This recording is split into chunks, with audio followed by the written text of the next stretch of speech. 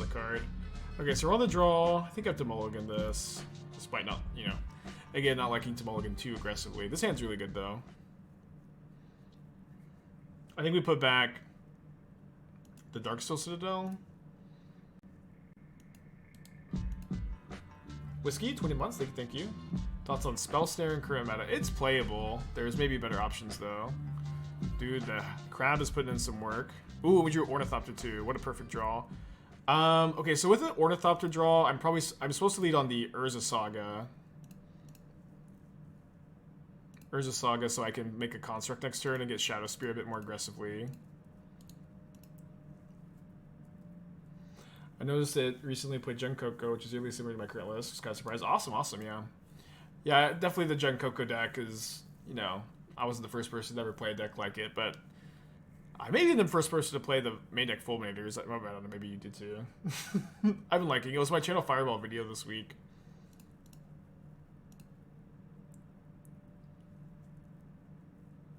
Is the update to Hard Evidence? No, they've been in the deck for a long time. The update is the 4 main deck Aether Spellbombs. We were playing more Consulate Dreadnoughts before. Okay, so we should be able to play Moonsnare here. Can't cast one of our thoughts, but that's okay.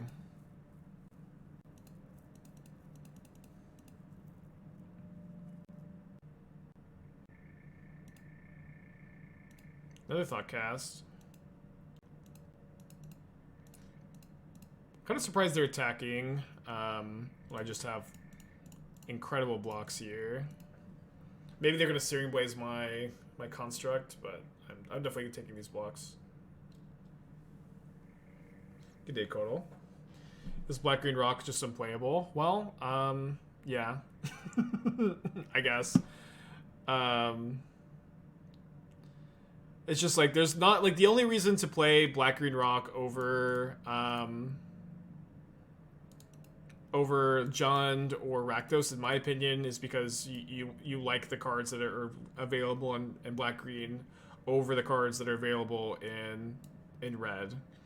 But like the red cards are better than the green ones.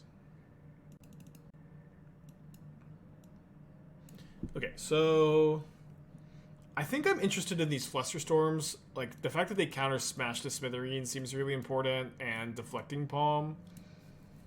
I think I'm interested in going in. Okay, if I could ever drag them. Yeah, it wasn't letting me drag them. That was weird. But I'll cut 3 Aether Spellbombs and a Relic for them. Yeah, if they killed the Construct, they were alive, but they're probably not winning the game. I think like them just like hoping that I'm sideboarding the Shadowspear is fine. I think I have to keep this, unfortunately. Definitely a dicey hand.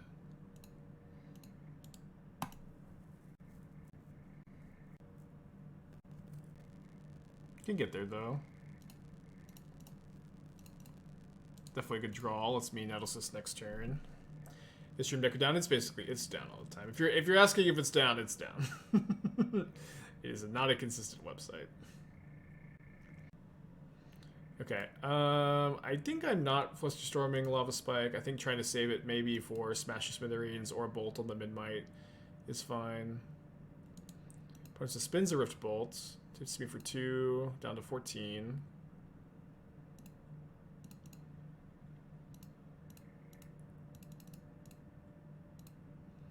For token. I'm gonna attack. I'm not gonna block, I think.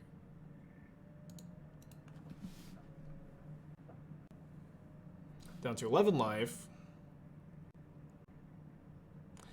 Yeah, not being able to Flusterstorm the Smash the Smithereens feels abysmal. They have another 1 mana burn spell. We're going to 1 life, which is not 0. Last time I checked, at least. Draw 2. Okay, can't play the Hard Evidence. Not this turn. But if they just have a 2 or 3 mana burn spell, we could potentially Flusterstorm and Chump Block and survive.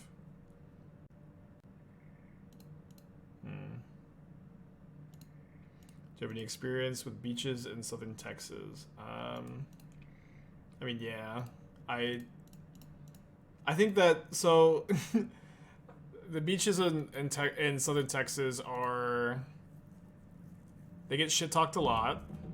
They get shit talked a lot. Oh, dude, they could have done this. Oh, I guess if they did it in combat, I still get to counter. They get shit talked a lot, and like in some ways they deserve it, and in some ways it's like a bit hyperbolic how bad they are. But they're not great. But they're also like a beach, you know? Like the floor on a beach is like, at least for me who doesn't have a lot of experience going to beaches, I usually have a good time. Okay, let's fade a Jaw Step. Yeah, like as far as beaches go, they're not great, but they're still like, you know, they're beaches. It can be fun. Let's go. Seems like a good matchup. Korean Ranger too. Okay, on the draw, unknown opponent. Opponent's also in a multi 6. I'm gonna put back an island. There's a modern PT tomorrow. What I'd bring? I don't know. Like this is kind of like the kind of question that maybe sounds like a good conversation, but at the very least, like there's not a modern PT tomorrow, and so because of that, I haven't been preparing like there is one. If that makes sense. I think I have to play the Moonsnare here. Like I haven't been preparing like there is a modern PT. And my preparation would look a little different than preparing for like RCQs and challenges, because I think that the metagames for PTs usually looks really different from like the local qualifiers and stuff. So like if there was a modern PT tomorrow, I wouldn't have the right answer for you. Oh, brutal. Oh, mono blue versus blue white Affinity. I feel like this is usually a matchup I like, although I don't like mulliganing. I don't like having to play a Desperate Sentinel.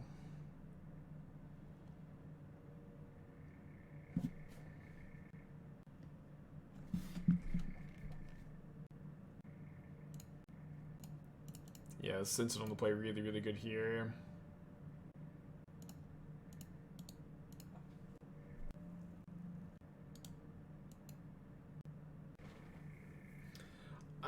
If there, I you know I have another modern qualifier coming up. I don't know what I'm playing. Like I might just play Rakdos again, because there's just been so much big mana for the food deck. Might be interested in playing something like this. Might be interested in playing Murktide. Might be interested in playing Shadow. Might be interested in playing Band Control. Might be interested in playing. There's another deck I was considering. But it's tough, you know. I actually feel like the modern metagame right now is. Yeah, Glimpse combo or creativity are good choices too. The modern metagame is in a really weird position, I feel, at the moment. I think that there's a lot of really reasonable choices, and it feels really hard to get a huge edge on the format. There's again a lot of totally fine choices you could pick. Some bad ones, some good ones. And just getting a big edge just seems really tough at the moment. Everything has bad matchups. Everything has good matchups. Some decks have more polarizing spreads than others. It's tough. Band Control, what's the green splash for? Yeah, I played a ton of this deck back during the trophy race, a little bit before then too.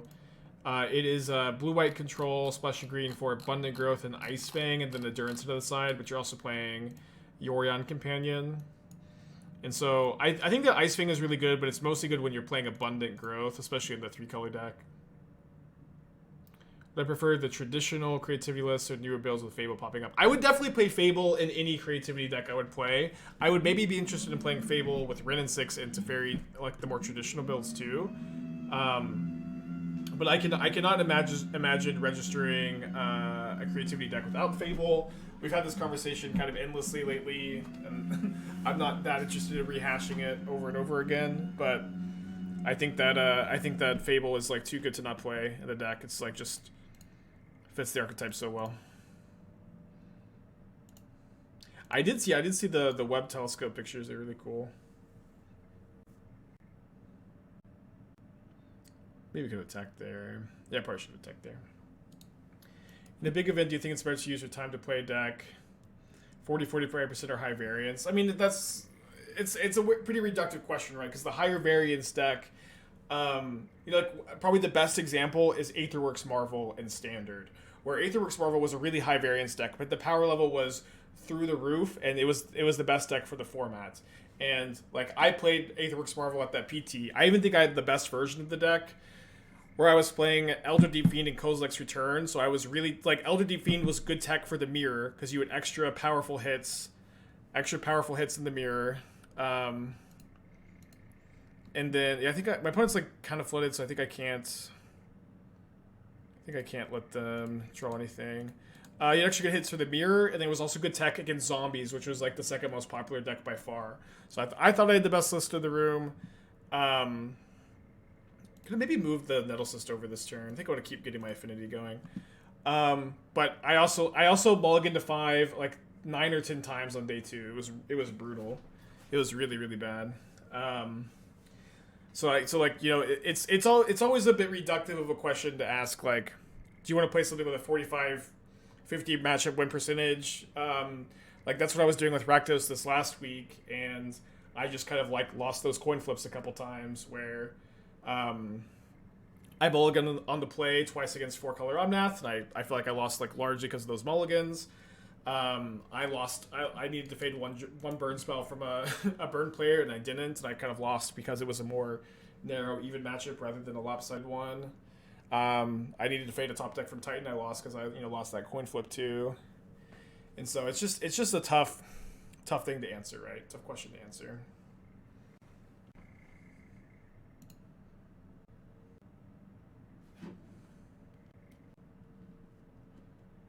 I think like the best answer is probably not constraining yourself to either playing a high variance deck or a lower variance deck. Just kind of like try to evaluate each deck's matchup spread, think if the power level of the higher variance deck outweighs any consistency issues. Attacking and then equipping to Ornithopter was maybe the better line this turn too. I was really hoping to hit a land. It's been such a weird, awkward game. Is this Moonsnare? Otawara, okay.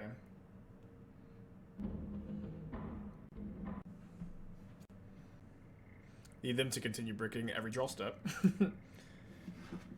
How far do you think you'd be able to play a burn deck from game theory optimally? Okay, I don't know exactly what you mean by game theory optimally because I'm a big dumb, but I think burn is one of the hardest decks in Magic to play perfectly. Hold on. Don't want to sideboard too heavily here. I think I might want to cut the Relic. I don't think I want to bring a Needle. Kind of into like one Ceremonious Rejection as it gets you. It gets a Nettlecyst and stuff. What did you crew the Dreadnought? Tapping Memnite and Nettlecyst? Because I have no blockers, right? They get to attack with one of their 1/1s. Maybe that's better. Don't think it matters that much. Yeah, but like so the decision point that what's hard about playing burn, and I wrote a bit of an article talking about this concept, but in order to maximize your win percentage with burn, you need to be able to correctly identify when you need to pivot from being an aggressive deck to a more controlling deck and interacting with your opponent's creatures to slow the game down to give yourself enough time to draw burn spells and kill your opponent. And what's so difficult about burn is a lot of the time it's easy to identify. I'm going to keep this. It's just hard to mulligan in this matchup and with this deck. And Urza's our best card too. So again, the really difficult part of like these decisions is that a lot of times when you realize that you need to pivot to a more controlling game plan or you're going to lose, it's too late. It's too late. So like being able to recognize it on time and being able to pivot at the right time is some of the most difficult decisions you'll ever make in a game of Modern. So as far as like playing burn game theory optimally, that's maybe the hardest one. Yeah, over sideboarding is really tough, or not sideboarding enough. I would say the burn is a really easy deck to play proficiently and is one of the hardest to play perfectly.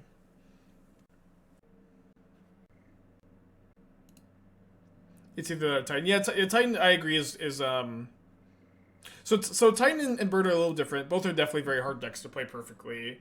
What's nice about Titan is I feel like you can learn more about like what situations you need to be in when you're playing Titan, if that makes sense. Like, I think Titan, it's easier to be like, I've been in this situation before. This is what I need to tutor. This is now how I need to play around X. Like, you can be a lot more analytical and scientific and mathematic about how you choose to navigate your Titan decks. Burn, I think you have to play a little bit more intuitively. There's a bit more improvisation or pivoting, whatever, which doesn't inherently make it more difficult, but leads to a different skill set and is also maybe, like, you know, obviously harder to teach too. Yeah, I think Grixis Shadow is difficult to play too. I'll say this as well. I think that these kind of conversations... dude, I'm playing with a thumbtack. I just stabbed myself. I think these kind of conversations tend to lead to, like, bragging and, you know, dick measuring, and like, oh, my deck is the hardest to play and your deck is really, really easy to play. But in reality, you don't actually get percentage points because your deck is harder to play a lot of the time. You know, you don't get an extra card because your deck's really tough. Oh no, I guess you get an extra card because your deck gets Giganta. But I would say difficulty of deck doesn't, you know, matter as much as people like to act like it does. Alright, I'll just go ahead and make another Saga token because I think my opponent might be holding up another copy of Metallic Rebuke.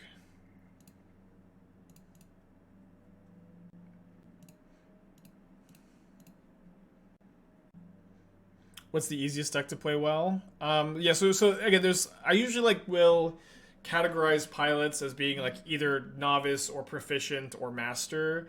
And so Burn is one of the easiest decks, again, to be a proficient pilot of, and one of the hardest to be a master of. I'm trying to think I don't think that there's any easy deck to like completely master. I would say that a lot of people always say that Tron is like super, super easy to master. I think that that's not true, especially like when, I don't know, like a lot of the game mistakes that Tron players play are pretty apparent a lot of the time, where they're like keeping hands they shouldn't have kept, they're sequencing the early game differently, they have a lot of decisions with their tutors and their Ancient Stirrings and their mulligan decisions, and then their Karn the Great Creators are hard to play perfectly as well.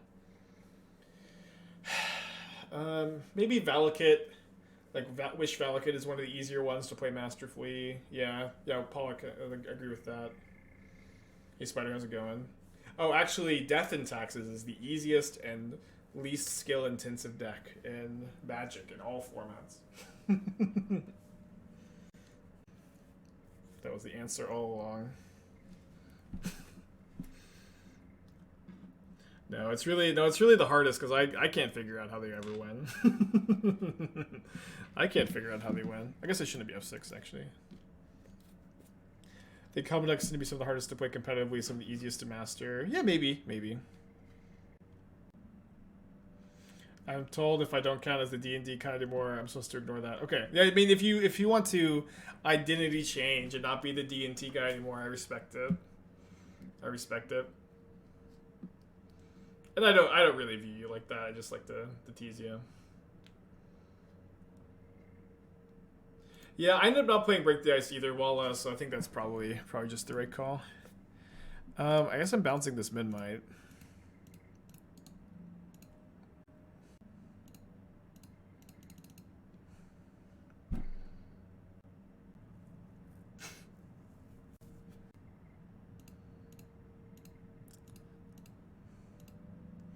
Didn't play around this one. It's kind of fine, though.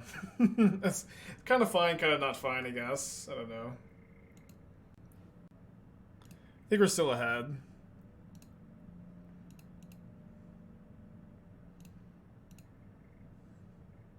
I'm not sure if they timed the recall correctly either. It's a weird spot. Maybe they did. I wonder if spinning Urza is better than casting Thought Monitor also.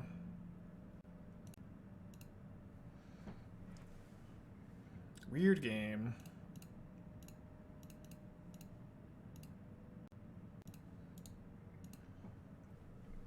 Especially on Urza D stuff recently and liking it. Did I see that one? Urza D tough. I don't know what Urza D tough means. I don't think I saw it. For 4 Invoke Despair Conference deck, do you think Soaring's Vengeance would be a valid good finisher to end the game quickly? No.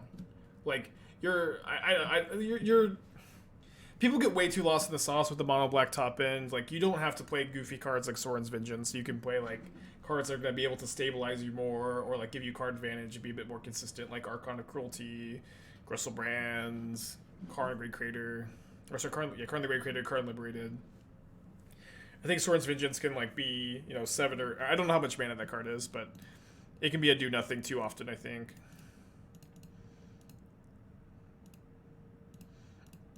Yeah, Torment of Hailfire. There's just like, for these kind of cards, it's usually better to play something something else with the mana. Although, okay, I say this, but I really want to play Dash Hopes, Lost Hope. What's the name of the card? The Mind. So people keep talking about the Umori Cabal Coffers deck, the mythical Umori Cabal Coffers deck, and I really want to play the card that lets you gain control of their turn as a one of. I haven't seen. Or it's been a while since I've seen the Umori Cabal Coffers list. It can't be good. It can't be good. Yeah, Worst Fears. But boy, does it sound fun. You play Profane Tutor, Sylvan Scrying, Invoke Despair, Damnation, Worst Fears. And you get a companion. It's not. There's no way. There's no way. But boy, do I want to. I think on the draw, I'm not going to play the Rejection. I think I will play a Flusterstorm against the Hercules Recall. They probably have Dispatched you just one. Play against the Warrior Conference if it was bad. Yeah, it sounds so bad. But boy, does it sound just, like, so fun. You play Bloodshield's Thirst, Thoughtseize too. Thirst is better than Fatal Push anyways in that deck. Why not just play Emrakul? Because then you lose your Mori companion. It's all so simple. It's all so simple. Good mulligan this. I hate to mulligan in this matchup. For Rejection in this economy. Yeah, this economy is full of Tron decks, and Tron decks are your worst matchup, I think. Thankfully, opponent's also mulliganing. Okay, gonna keep this. Put back Thought Monitor number 2, I guess. Temporal Extortion, the 4 black extra turn spell. Ooh, can we play it in a Mori Time Walk deck? No, I guess not. Probably not. Split cards that are instant sorcery work? I guess. I'll say that they work. Yeah, that's the thing. That's the hard part about a Mori. That's the tough part, is that card doesn't really do anything. If I had one critique of the Mori deck, is that your payoff for not playing any good card in your deck is not very good.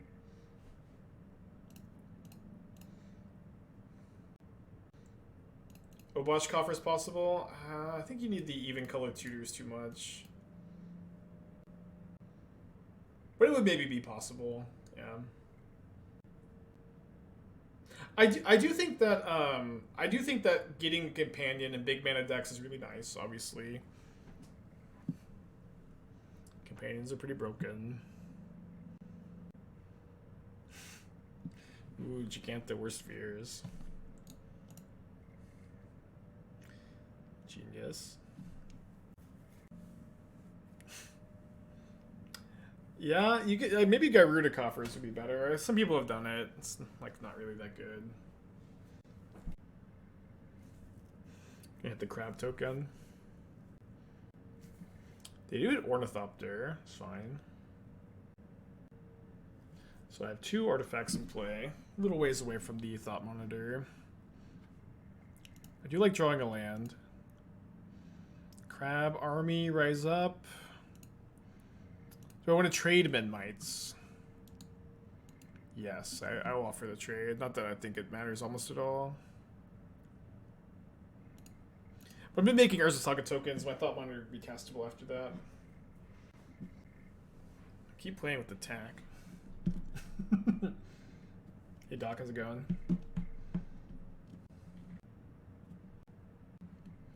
Draws a card with Aether Spellbomb, so their affinity is pretty low at the moment. Aether or Hurkyl's Recall would get me pretty good. They do have, I do think having Hurkyl's Recall is a pretty big buff for them in this matchup. The Moonsnare is okay. Helps me with affinity.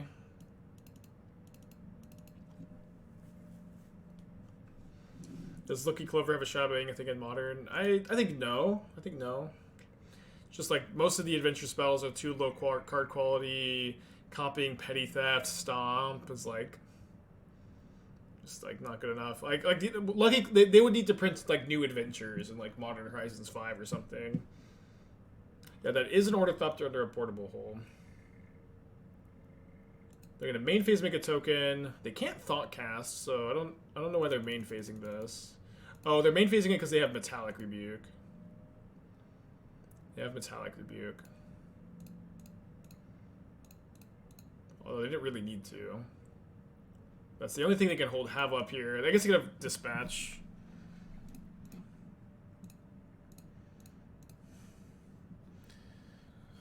So, Aether Spellbomb for the construct seems alright.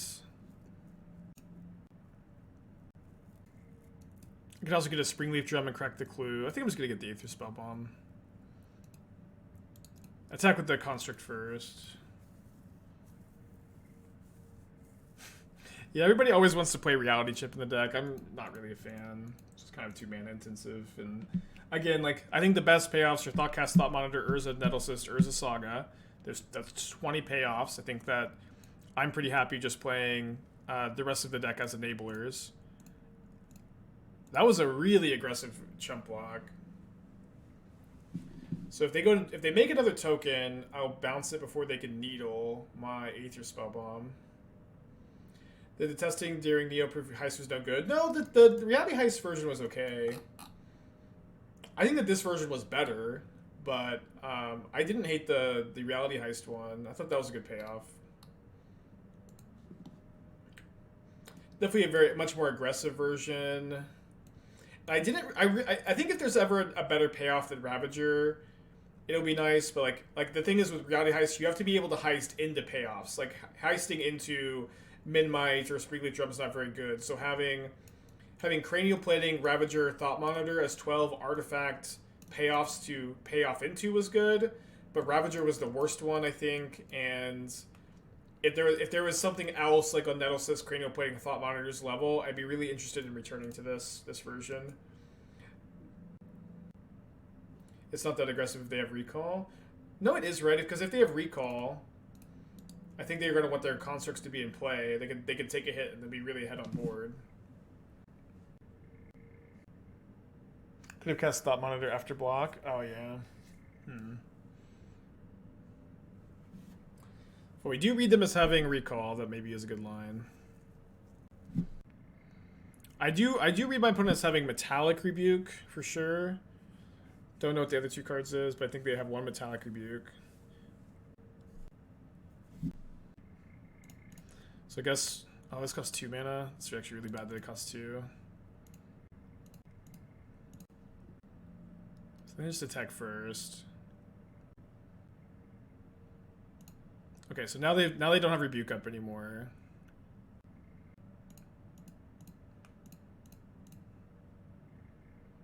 Oh, they do because of the portable hole. Oh wait, hold on. They did because of the portable hole. Maybe they also thought they didn't have it. I missed it. I don't know if my opponent also just like missed it there.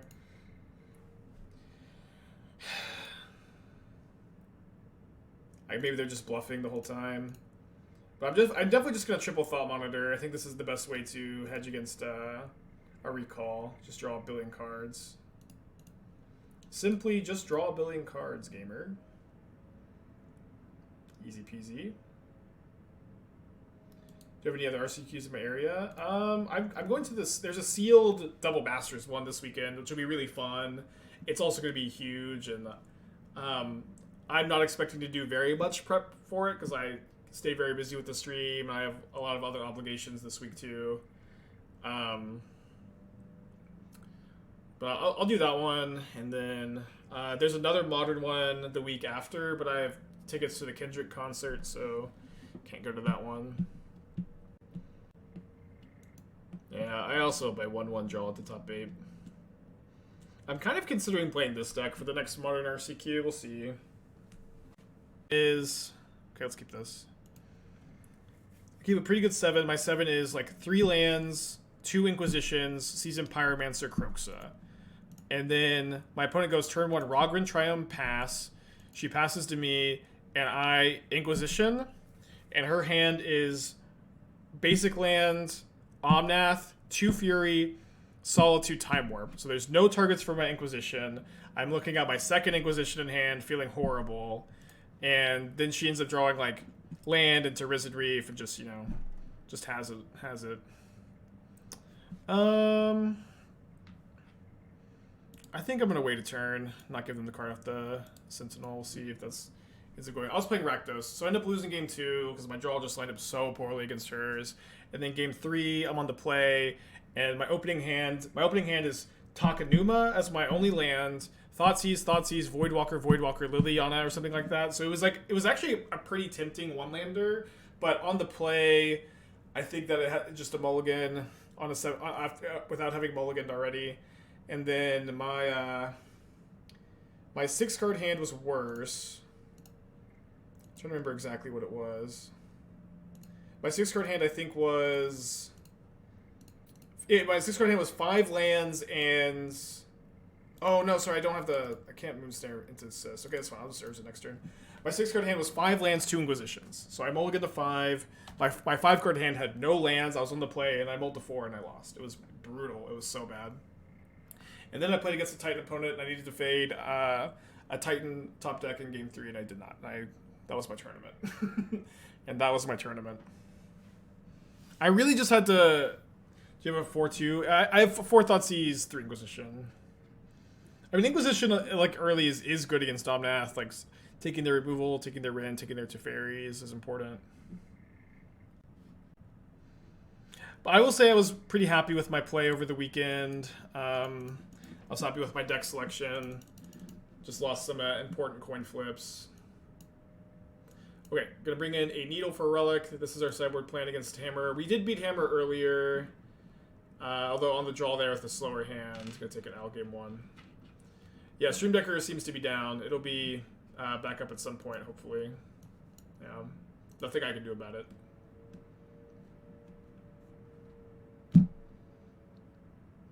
Yeah, I'll be playing the Boros Lumimancer again sometime this week. Maybe this week. So again, I don't like to plan too far ahead because I like to spend a lot of time working on decks, deck building, trying stuff after every day's stream. And I always want to give myself the potential to find something new and interesting or update an old list like this case.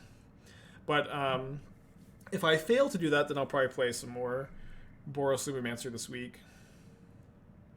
I think I have to mulligan this hand, unfortunately. No lander.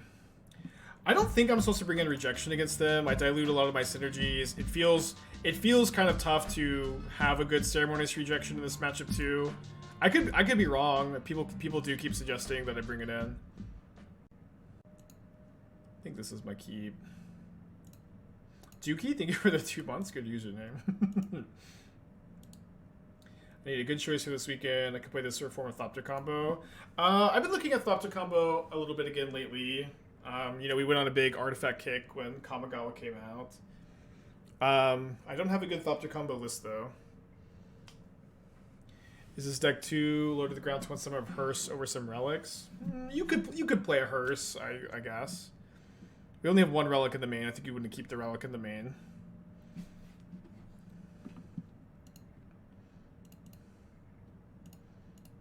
It would be fine. Favorite red-black deck in Modern? I think the Rakdos mid-range deck that I've been playing on stream is good. Although I meant to update the Stream Decker with my paper changes. I think I wanted to cut the Blackleaf cliffs for deltas. Although, okay, this is another thing too. I had to fetch Shock a Blood Crypt in that game I lost to Burn. If I had been playing Blackleaf Cliffs instead of the Polluted Delta, I would have top 8 had been first seed going to the top 8. But Delta was also good for me. Delta was better than Cliffs for me twice in that tournament, so I don't know. I think that it's okay to... I think it's still correct to play the Deltas over the Cliffs. I just kind of like... it took me a little bit too long, I think, to switch to the Deltas, but it's kind of like the classic, like, this mana base has been working for me post-Lurrus ban. Pre-Lurrus ban, I was playing less lands. It was harder to play the Deltas. Now that I'm playing more lands, I think I should have been on the Deltas over Cliffs for a while.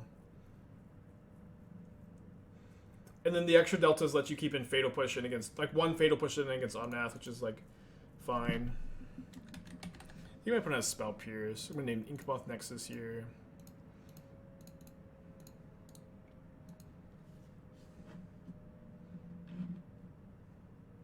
I got Mono Black Coffers, top 8, Syracuse 30k. I haven't seen the list. I'd be interested to look if someone wants to link it. Ooh, chip. You can never see the chip coming.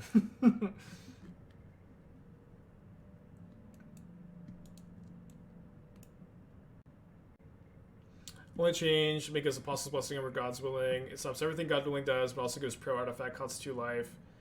Yeah, so the thing about God's Willing, like, the burn matchup with Boros already seems rough. So I don't really like wanting to play Apostle's Blessing over God's Willing. I don't know how relevant is giving protection from artifacts, because I don't really view it as being that relevant, to be honest.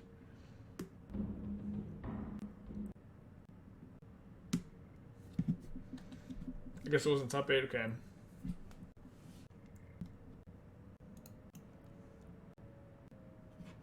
I think playing less than 4 Profane Tutor is wrong.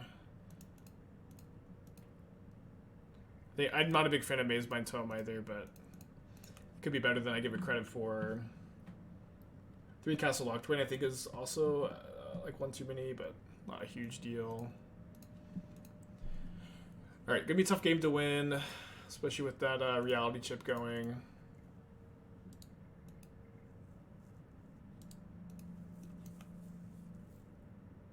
I just think Bloodchief's Thirst is better than Damnation in the deck. I don't know. Just differences in styles too.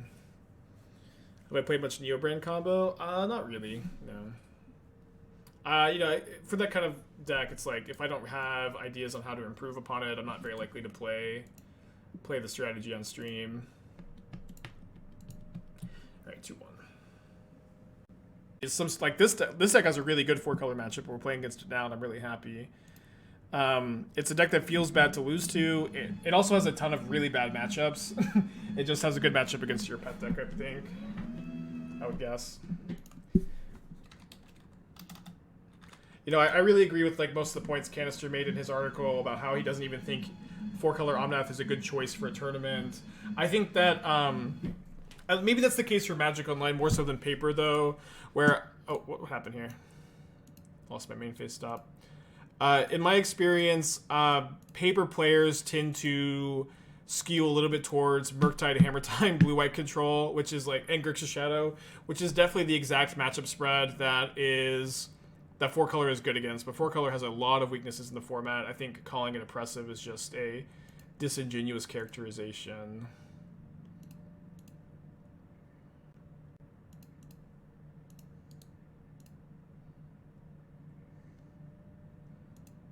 That matchup spreads like 90% of the metagame in Paper. Yeah, that's why I think the deck does like so well in Paper, because it has a really good matchup spread.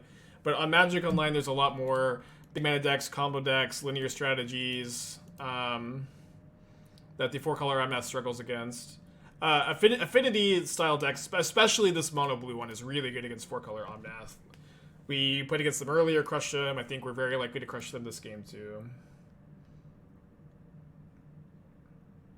How long the games take forever in Paper. Yeah, I agree. Like I think that the issues with 4-color stem largely from like gameplay concerns. Like the games take really long. You're shuffling a Yorion deck. It's mostly like the shuffling that in Paper that I think is pretty miserable. Ooh, second Besage you.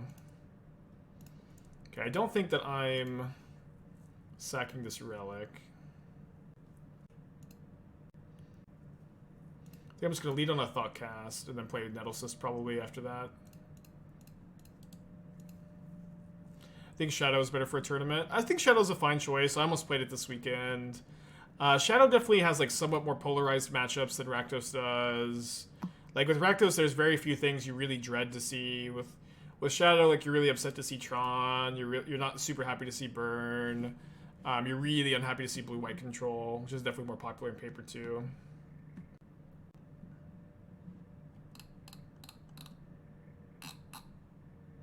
Newgrass, I may have missed your subscription. Thank you for your subscription. I'm suspicious about Hard Evidence. Seems like a really passive include. Hard Evidence is great. Like, the fact that it taps to Springleaf Drum, Moonsnare Prototype is really nice. It's a creature that holds Nettlecyst, blocks Ragavan early. The card is nuts. I know it looks a little dopey, but... Wait, that was a weird timing for... Oh, they hit off the iteration. Hit off the iteration, I see.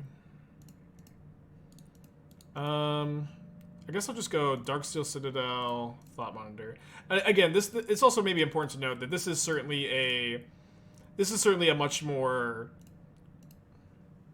grindy version of Affinity that's focused more on like having powerful top end card advantage payoffs than it is focused on just being a raw aggro deck like most Affinity lists do. I guess I should have tapped the Relic. Just doesn't matter that much, but I should have tapped it. I think the Boros mid-range deck you played some months ago is a good choice for the tournament. The Boros Stoneforge Mystic deck, I think, yes. I think it's maybe... The last time I played it, I was splashing blue for Spell Pierce into Fairy, but I think some version of it would be fine. Okay, so they're getting back Boseiju. Can't get it with the Relic. But Boseiju's also just like... If all they're doing this turn is channeling Boseiju, they're still dead. Thoughts on S Champion? You know, we've worked a lot on this deck in the past. In my opinion, we've really tried like almost every single combination of payoffs too. In my opinion, the best combination of payoffs is what I'm playing right now. That combination is Thoughtcast, Thought Monitor, Urza, Nettlecyst, Urza, Saga. I think that you don't want to play any more payoffs in the deck than that. I think that S Champion, Imri, 4-mana Tezzeret are all a little bit worse than these. Especially where like Thoughtcast, Thought Monitor just enable you to smooth out your draw so much, have a chain a bunch of draw twos together. They're lower on the mana curve than some of these other options. Okay, so I wanted to bring in the Needle for the Relic, right? Yeah.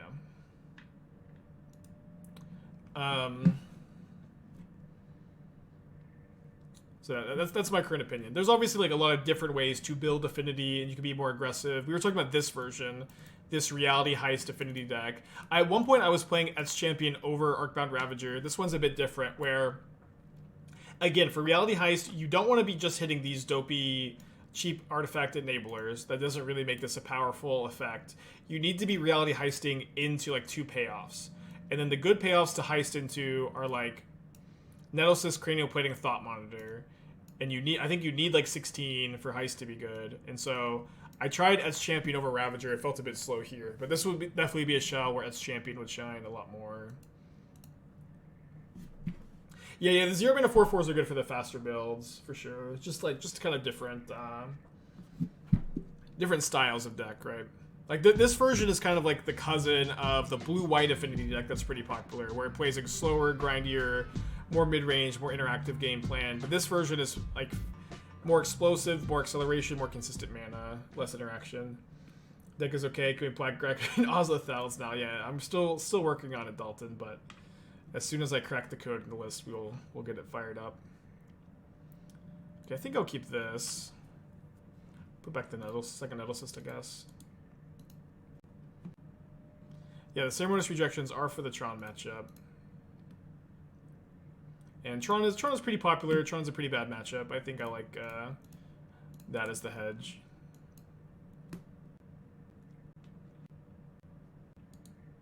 The Grixis control deck I think needs some work. I think I might need to build it a little bit differently than yesterday. Still kind of thinking about it, working on it. Okay.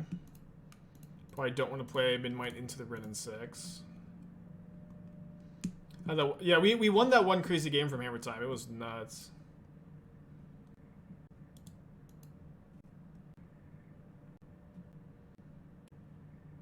Okay, it's a fairy. Probably bounces the Nettlecyst itself.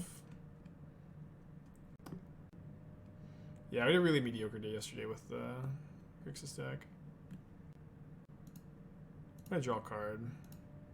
Might have to settle this in game 3. And maybe we'll draw an Urza Saga. Maybe we'll draw an Urza Saga.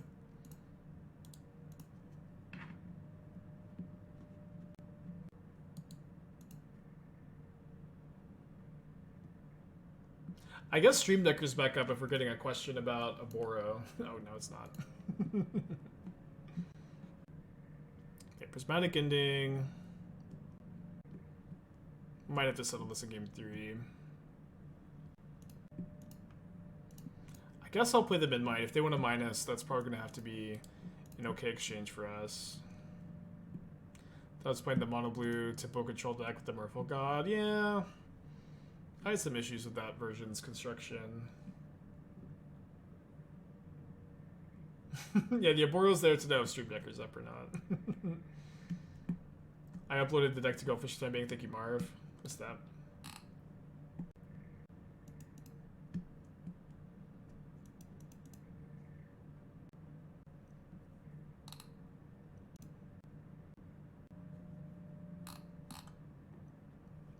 I'm gonna start breaking the Pioneer format. I don't know. I've been saying this lately. Like, Modern. When I'm focused on Modern, I just have to stay focused on it, and I will return to Pioneer at some point. Maybe if I have more tournaments coming up for it, or maybe if some of these deck ideas I'm working on there end up working out.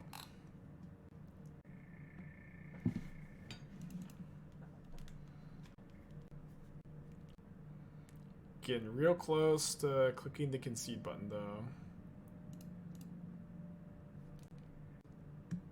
I don't know. I could draw like Urza and the Thought Monitor or something.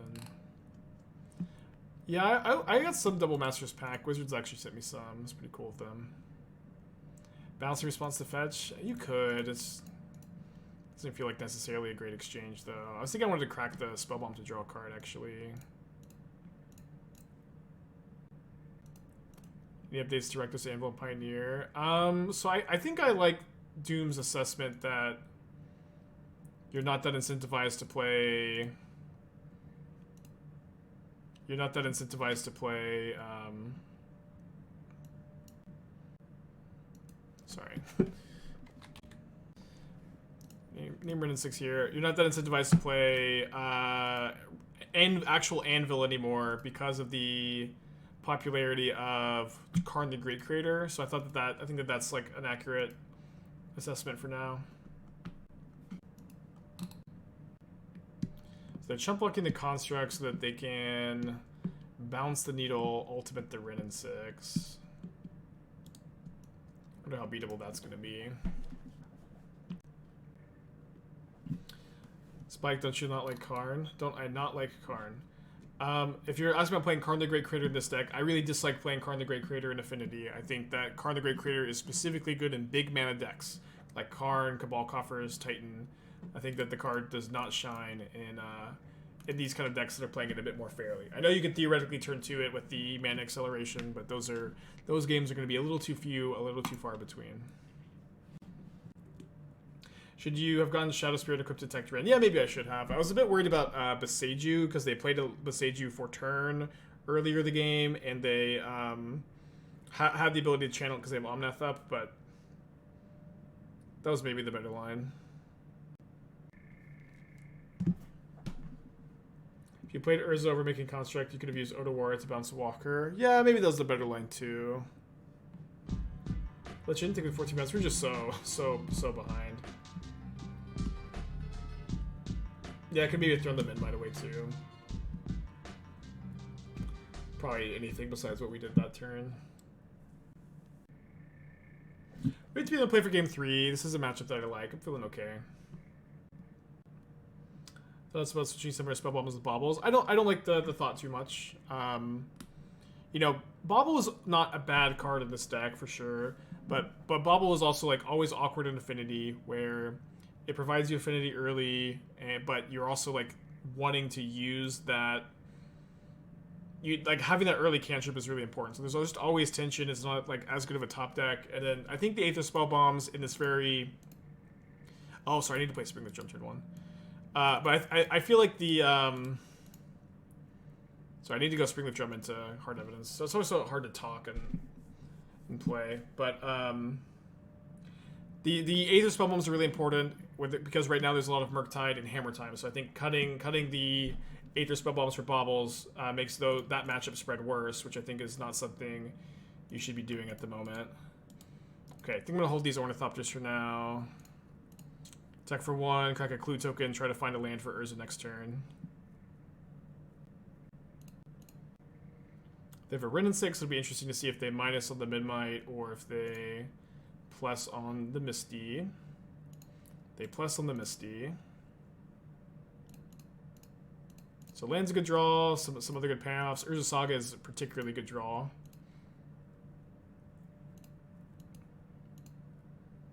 Oh, sorry.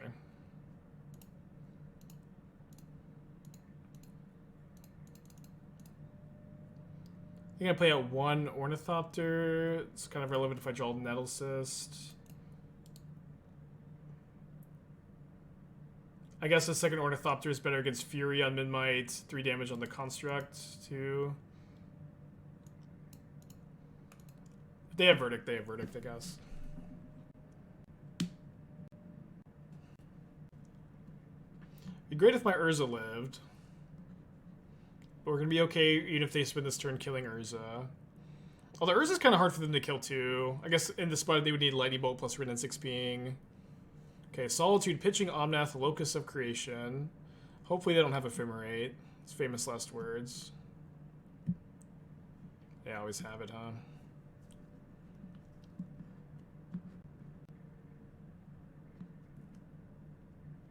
Got a lot of good top decks. Although, if I draw another Urza, I need to not play it into the Ephemerated Solitude.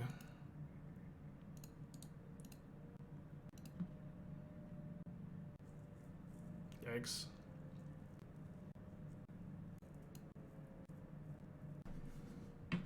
Yeah, 80 Solitudes, by the way.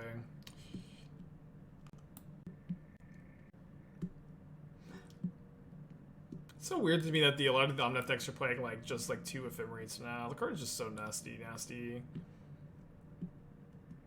But I guess if you... I mean, I don't know how many of my opponent's exactly playing, but... maybe you just need to play 2 if you always draw it at the perfect time. You're not in terrible shape. I'm not feeling like I'm in good shape, but we're definitely still could lose the game. Win the game. We have a lot of good top decks. My opponent didn't do anything on their turn, which likely means that they have Solitude... Or sorry, not Solitude, Dress Down. I would say that that's a very likely outcome here, unfortunately. Yeah. Alright. Maybe we could draw perfectly, get out of the situation. I'm just going to take the L. 1-1 against Omnath today, unfortunately. You kind of need to be playing at least the 4th Forest, usually. Probably 2 more fetch lands, too.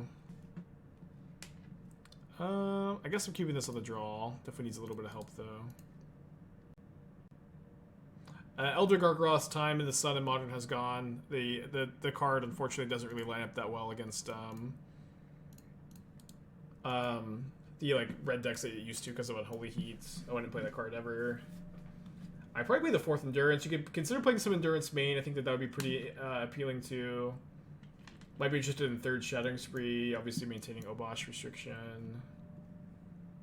So much hammer today. No hammer in the hand, thankfully, though.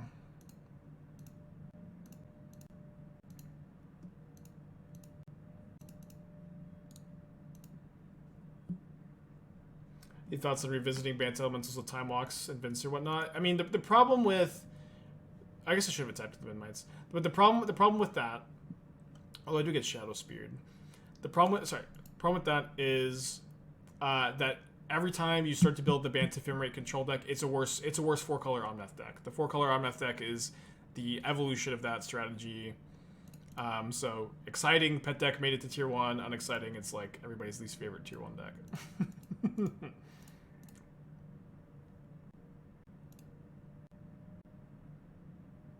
Okay, let's not play the Aether Spellbomb into the double Sentinel.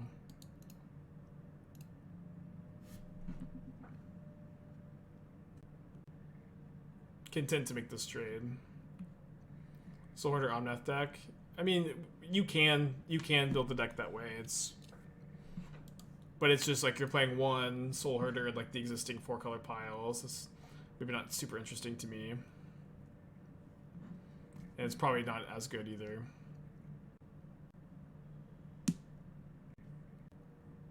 Okay, so let's go Moonsnare Prototype. Pay, and then play Aether Spellbomb off the other Moonsnare. Okay, countered. I think that preventing the card draw here is more important than resolving the Moonsnare. Attack for 2. Hoping to draw land, slam an Urza, slam an Aether Spellbomb, be really ahead. Looks like my opponent's last card is another copy of Blacksmith Skill, and they're thinking about trading that for the Thought Monitor, which would be a fine trade. They said not to, if my read is correct. Will I ever play E-Tron? I like to say never, never say never. I like to try a lot of new things, and I like to keep my options open. But maybe for E-Tron, I'll make an exception to my never say never rule.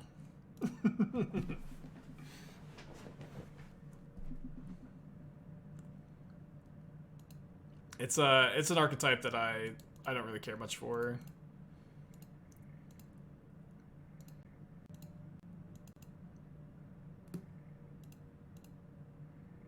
I think I should draw a card.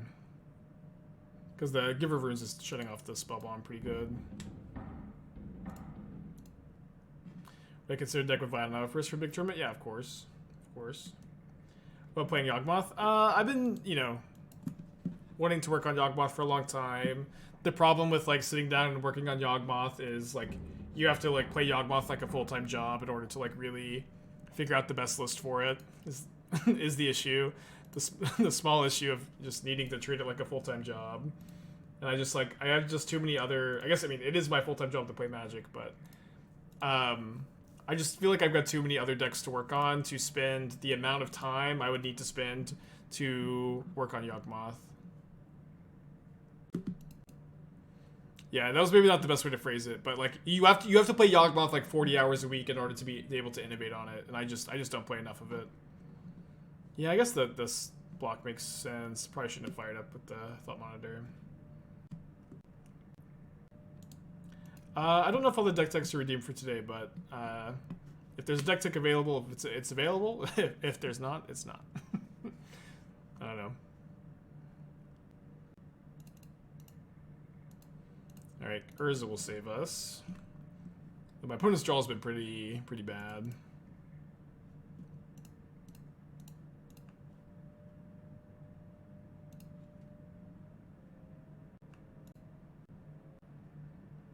Gonna spin Urza. Still leave up blockers. 1, 2, 3. I want to leave up 1 Ornithopter as a colorless blocker. But I do get a spin. Why does Urza have this ability to spin? It doesn't really make any sense. I feel like the card would have been like pretty powerful without it. Fire design, I guess. Whatever that means. Yeah, full-time job to change 4 cards in a Yawg list, not even be 100% sure it's right. Yeah, just too much time and commitment. And also, like, we could never, encroach on Ed's consecration. Yeah, just go to Demonic Tutor stream if you want new Yawgmoth tech. Okay. Just gonna be spinning here. Always be spinning.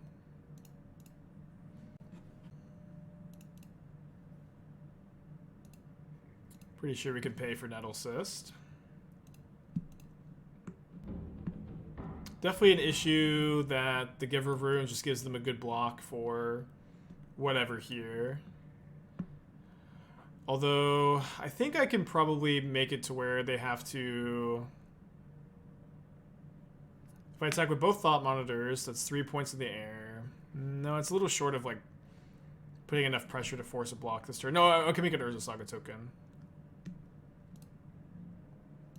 Yeah, maybe I'll just wait for next turn and Shadowspear them. Yeah, I think that makes a bit more sense.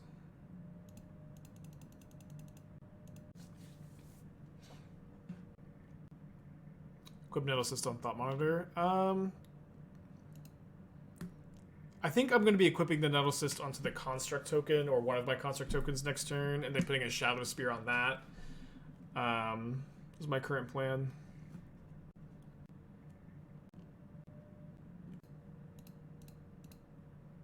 Anything I can spin into at instant speed? No, I don't think so.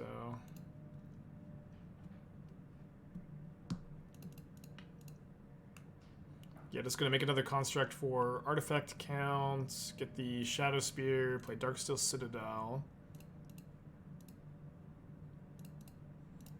Almost always equip the, or tap the equipment first. So this is gonna be a 31 trampler. Assuming I don't hit anything off an Urza spin. Guess maybe I should have spinned first.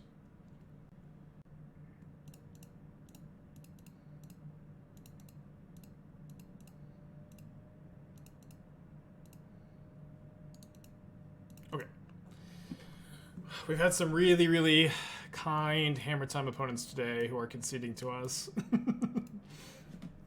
In a timely fashion. I think we're currently 1-1 against Hammer today. It's nice to be 2-1 against them.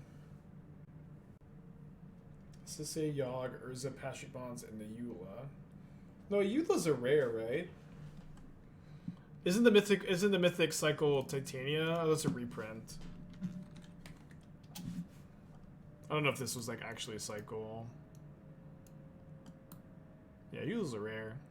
I was recently given a bunch of bear cards. So I think I'm going to make it a bear EDH deck. But I don't know if I want it to be a Eula or the companion card, the new one. It was not a cycle, yeah. It's close. Like, yeah, I mean, wouldn't Yawgmoth, Urza, Sarah, Titania... Maybe there's not a red one. Okay, on the draw against Hammer Time. Double Hard Evidence. Sounds really bad against an Esper Sentinel. I'm gonna mulligan, I think. Oh, Titania's MH2. Okay, I thought it was MH1. Alright, keep the powerful Oboro in hand. Season Pyro was mythic. Yeah, it wasn't a legendary creature.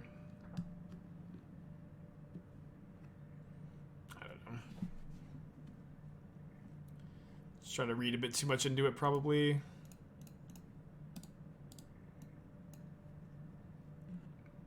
Stop spell piercing me, please.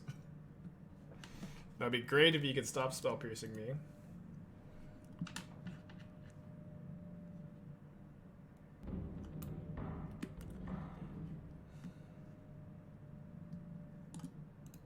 This is fine, right? This doesn't stop Thought Monitor. It stops... This stops...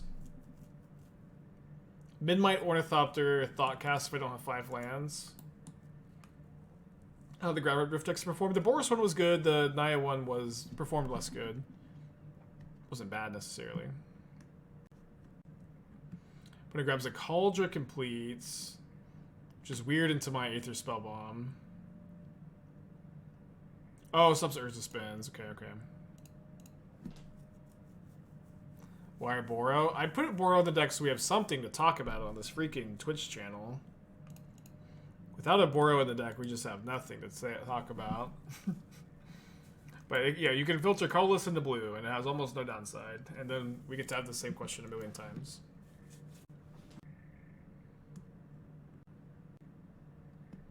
Okay, so Pure Steel Paladin's going to make it to where bouncing this Cauldron is going to be less effective, of course.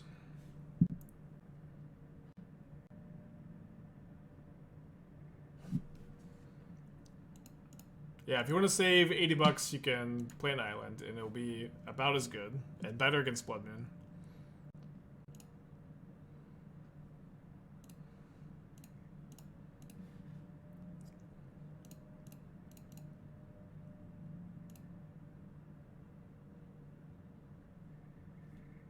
Okay. Can't cast the Thoughtcast. You know what's really weird about Lavinia? Lavinia has a mode that's like... Okay, so Lavinia makes it to where you can't cast Thoughtcast here. But but it counters 0 drops. Why doesn't it say I can't cast a 0 drop, right? Why does it counter one and not the other? I feel like it should either counter both or like to make it where you can't cast either.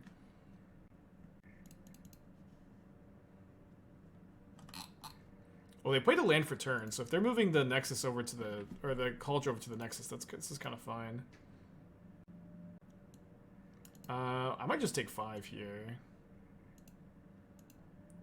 Oh, they just did this for Metalcraft. I'm just going to take 5, I think. Baral corner cases? Guess I don't understand the corner case.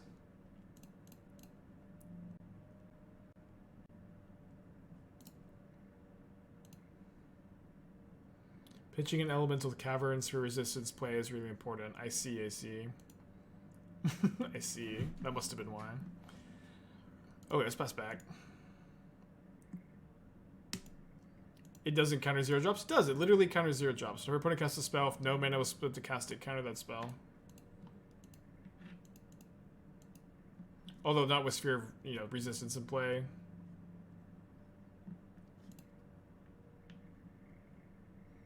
Definitely a really small thing to complain about. Doesn't really matter, right? I'm taking 5 again. Never took 5 before.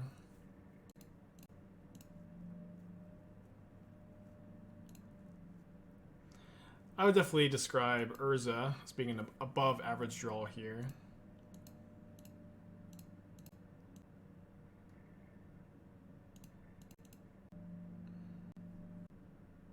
Does it make sense to Nettlecyst equipped a Thought Monitor? I have to tap pretty low. I will lose the ability to Moonsnare Prototype. Yeah, I'm just going to pass. Right now I have Moonsnare plus Aether Spellbomb up, which is pretty good. So I can't attack with the Thought Monitor if I want to keep those up, though, so just pass. I'm going to lead on the Aether Spellbomb, though, so that I have the ability to make an Urza Saga token if I need it.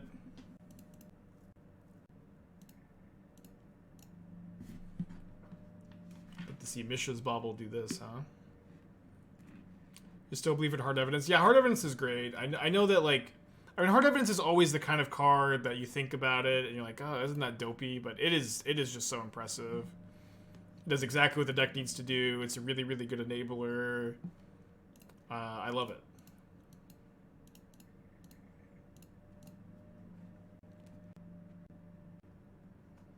What are my thoughts on the Fortnite Secret Lair? I made a 10-hour YouTube video about the Fortnite Secret Lair. I would recommend referring to that. So I think I'm needling Cauldron here. I have a lot of thoughts about the Fortnite Secret Lair. Let's just say that.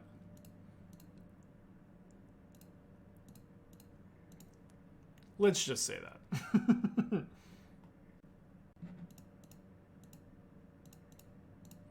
Alright, we can be dead to a top decked hammer.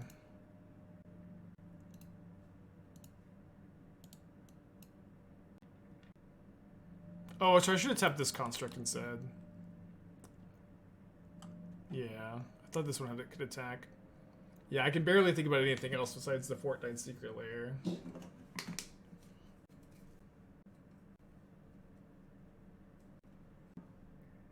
Yeah, if I tap this, then I'm not dead to a top decked hammer. That's okay, we'll just be dead to it. No way! No way they're blocking with Inkmoth Nexus here. I'm just not dead to a hammer anymore. Opponent hates playing to their outs. They can give the Inkmoth Nexus flying again if they draw Hammer. So Hammer makes Nexus lose flying, but you just activate it again, it gets flying again. I also think did they put the Ornithopter on top with the Moonsnare? Because they can put it on bottom. I'm trying to see if it says. They put it on top. They put Ornithopter on top. Okay, that was the real game losing mistake. I missed that. They probably should have put that one on the bottom. Are we dead to Culture? No, we have Needle naming Culture. Yeah, it does get double infect. Okay, back-to-back 3-2s. Let's do one more. I'm really kind of... I want to form a little bit more of an opinion on the deck. Definitely still feels solid. Definitely feels like you get really punished by mulligans.